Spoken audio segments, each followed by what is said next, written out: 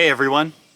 From CAFOs to executive orders on meat supply monopolies, this week had a lot to offer in the world of agriculture. And when you have names like Cory or Tom Vilsack involved, love them or hate them, you know it's going to draw a lot of headlines. All of this is part of episode 8 of New Ground, which is Ag Daily's video series that looks at kind of the highlights of the past week in agriculture. My name is Ryan Tips. I'm the editor of Ag Daily. If you like what you see today, please hit that subscribe button if you're on YouTube, like us on Facebook, or follow us on whatever platform you're watching this on. Grab your coffee, let's get into the weeds of what we have cooking this week.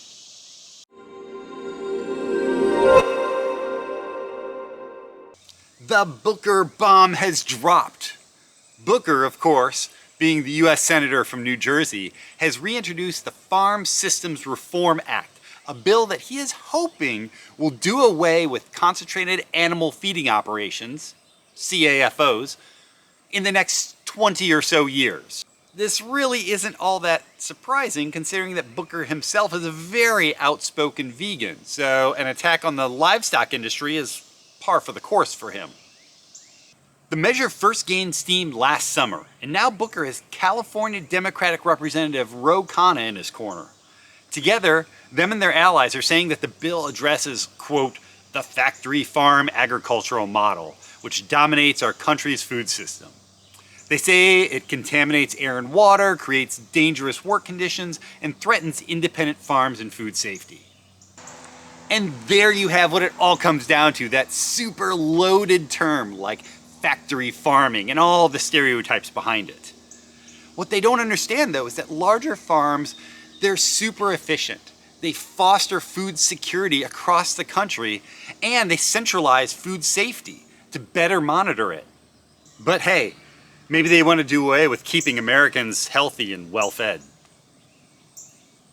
Speaking of government and all, the Biden administration made 2 big announcements last week, which really got us thinking.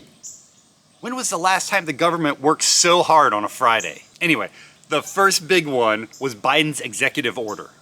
Called the Executive Order on Promoting Competition in the American Economy, it focused on corporate monopolies across many industries, including agriculture, and will involve some deep looks by antitrust agencies. It will also give the USDA some better tools to stop abusive practices.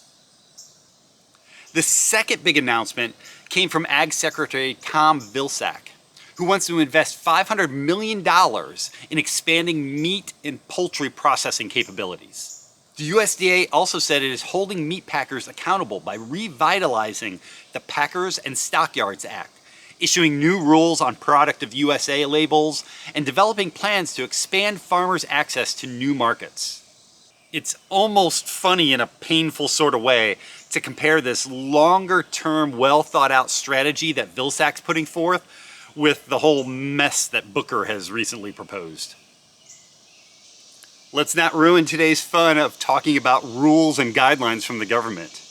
A new FDA rule defines what is and isn't yogurt in a much broader way, potentially a very good way for one of these most contested issues of our modern agricultural era, and that's the definition behind various dairy products.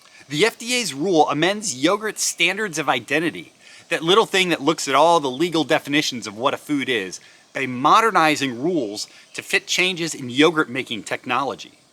Industry compliance is expected to be done by January 1st, 2024. But the big question is whether this could have a ripple effect into other dairy segments, namely milk. It's long been a hot button issue that the federal government doesn't enforce certain rules that it has in place over the use of the term milk. And so you have other producers, non-dairy producers, such as soy and almond companies, that are able to profit from that little word milk.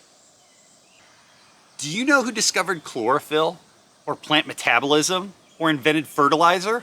Yeah, neither did we, until one of our writers did a really deep dive into some of the most innovative crop scientists of the modern era. In our week's Spotlight feature, we hear about H.J. Muller, Norman Borlaug, Mary Dell Chilton, George Washington Carver, and so many others who make a lasting impact on the agricultural industry. Without these pioneers, farming as we know it on a global scale would be vastly different. Definitely check out this article on agdaily.com. You can find it with the headline Modern Day Agricultural Heroes, because that's exactly what these people are. Well, that's our wrap for the week. You can find all of these articles on Ag Daily, and you can check out our growing video library on agdailytv.com. And of course, don't forget to check us out on social, and please join the conversation. We would love to have you.